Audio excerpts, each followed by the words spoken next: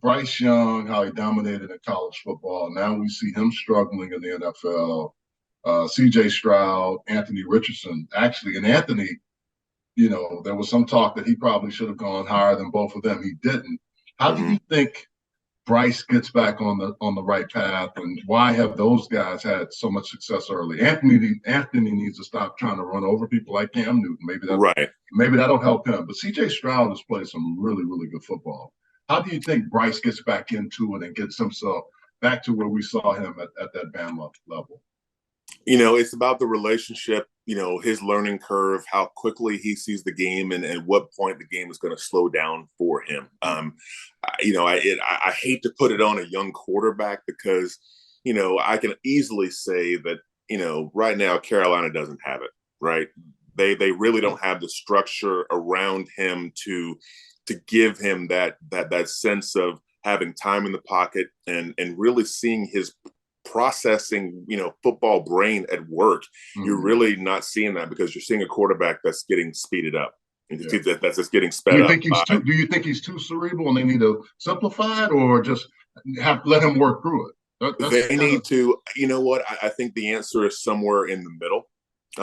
I think there are instances where, yes, he can process, but you don't have the talent around him for him to have the time to process to make the ball. So with that being said, you've got to move the football up and down the field. So let's give him some easy half-field reads. That's elementary to someone like him. Someone like him, he's got a high football IQ, so he will make use of those in a way that an experienced quarterback will take a half-field read and just deliver the football to keep the chains moving. I think Kev is talking about from our perspective, where they give him one half of the field. You have a high, medium, and low, and they can come in many different factions. But then he can read just one part of the field, and then maybe somebody over the ball where they can just check it down if they need to, or give him something where he gets rid of the ball, where he's not looking boom, boom, boom. He's looking all over the field and check down. So so he can process, but having the protection gives you time to go through those progressions to deliver the football effectively.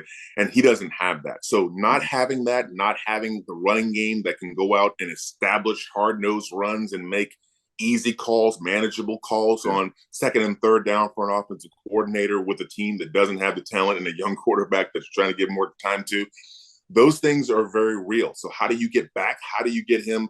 I think you simplify things. You simplify the offense for the sake of operation, not for his football IQ, because that's there, but you make it for operation, and you do what you can do. You get the wins you can win. You win vertical field position. You possess the football. You do the little things on special teams to cut corners and make games more competitive, and basically make it harder for people to beat you. Give yourself the best chance. And right now, what you see all over the league is you have NFL teams, NFL coaches with NFL talent, and they have NFL egos so they want to win the way they want to win, and they're not going to compromise their scheme because they're afraid if they compromise their scheme, then it's going to reflect poorly upon them and their ability to coach and or develop or put a quality scheme out on the field.